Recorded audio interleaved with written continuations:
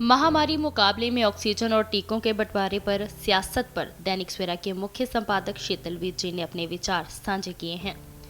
इसमें संदेह नहीं कि कोरोना की दूसरी लहर के दुष्प्रभाव देश में मंद पड़ गए हैं और आम धारणा ये है कि दूसरी लहर को देश में से विदा दे दी गई है। यह समय देश के अर्थतंत्र में हुई हानि को खत्म करने का है, उत्पादन प्रक्रिया और अन्य सक्रियताओं को फिर उसी स्तर पर बढ़ाने का है जिस स्तर पर देश को अब विकास का एक नया रूप अख्तियार करते हुए चलना चाहिए। इसमें संदेह नहीं कि कोरोना की दूसरी लहर इतनी भीषण थी कि उसके कारण जान माल और उत्पादन निवेश को विशेष हानि हुई। जो देश इस वर्ष आत्मनिर्भर हो जाने के सपने देख रहा था, पिछले वर्ष की कोरोना की पहली लहर में जितनी आर्थिक हानि हुई थी उसको पूरा कर देने की बात सोच रहा था, उस देश को कोरोना की दूसरी लहर के कारण आत्मनिर्भरता का लक्ष्य इस वर्ष की प्राप्त नहीं होगा।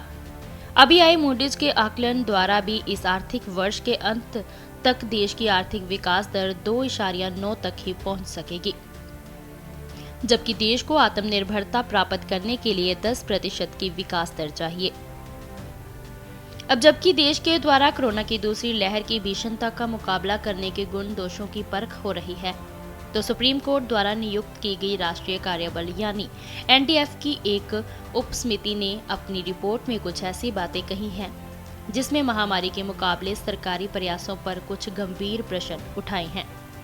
इस उप समिति में एम्स निदेशक doctor Randeep Guleria, max health care के निर्देशक संदीप बुद्धिराजा, दिल्ली सरकार के प्रमुख सचिव बीएस भल्ला और जल शक्ति मिशन के सुबेद यादव और विस्फोटक नियंत्रक डॉक्टर संजय कुमार सिंह शामिल थे।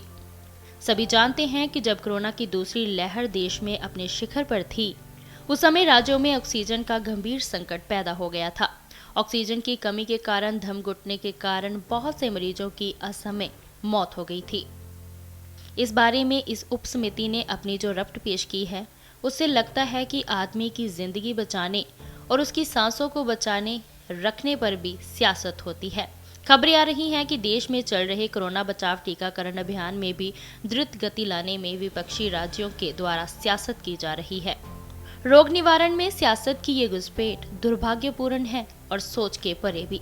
परंतु उप समिति की रिपोर्ट कहती है कि दिल्ली सरकार ने ऑक्सीजन की खपत को बढ़ा चढ़ा कर दिखाया। 30 अप्रैल को 700 मीट्रिक टन ऑक्सीजन की मांग की, जबकि उससे रोजाना अधिकतम 400 मीट्रिक टन से ज्यादा की जरूरत नहीं थी। सफाई ये दी जा रही है कि दिल्ली सरकार ने ऑक्सीजन की मांग के लिए गलत फार्मूला लगाया। कुछ अस्पताल किलोमीटर व मीट्रिक टन में अंतर नहीं कर सके। इसके साथ ये शिकायत भी है कि ऑक्सीजन के टैंकर एलएनजेपी अस्पताल के सामने घंटों खड़े रहे, उन्हें खाली नहीं किया गया, जिससे ऑक्सीजन की आपूर्ति बाधित हुई, क्योंकि 13 मई को दिल्ली सरकार के पास मेडिकल ऑक्सीजन की 75% से ज्यादा आपूर्ति थी। इसीलिए उस दिन सुबह 11 बजे तक वहां से 11 मीट्रिक टन उठाई गई। किस्सा कुता ये कि केजरीवाल सरकार ने जरूरत से 4 गुना ज्यादा ऑक्सीजन मांगी। इसके कारण पंजाब, राजस्थान, उत्तर प्रदेश, हरियाणा, जम्मू कश्मीर और उत्तराखंड सहित 12 राज्यों में ऑक्सीजन का संकट पैदा हो गया। ऐसी ही शिकायत टीकाकरण अभियान में भी तेजी और जानबूझकर धीमी गति अपनाने की हो रही है। कहा जा रहा है कि भाजपा शासित राज्यों में तो टीकाकरण अभियान की गति बहुत तेज है, लेकिन गैर भाजपा शासित राज्यों, जिनमें पंजाब भी शामिल है, टीकाकरण की गति धीमी है। ऐसा ही टीकों की सप्लाई और उनके इस्तेमाल को लेकर है। कहा जा रहा है कि जितनी टीकों की आपूर्ति हो रही है, उसका पूरा इस्तेमाल नहीं होता। उसके वायलों की बेवजह बर्बादी की खबरें मिल रही है। इन सभी शिकायतों के राजनीतिक स्पष्टीकरण तो है, लेकिन हमें आने वाले संकट के दूरदृष्टिगत मानवीय दृष्टिकोण से देखना चाहिए और इसीलिए कोरोना बचाव के लिए प्राण रक्षक प्राणवायु हो या टीके, उनका इस्तेमाल उस इष्टतम तरीके से किया जाए जिससे लोगों का अधिक से अधिक भला हो सके, न कि राजनीतिक पूर्वाग्रह रखते हुए जरूरत से अधिक संग्रह या गलत आंकड़े देकर कोरोना युद्ध की रणनीति को भ्रमजाल में डाला जाए। शीतल विज।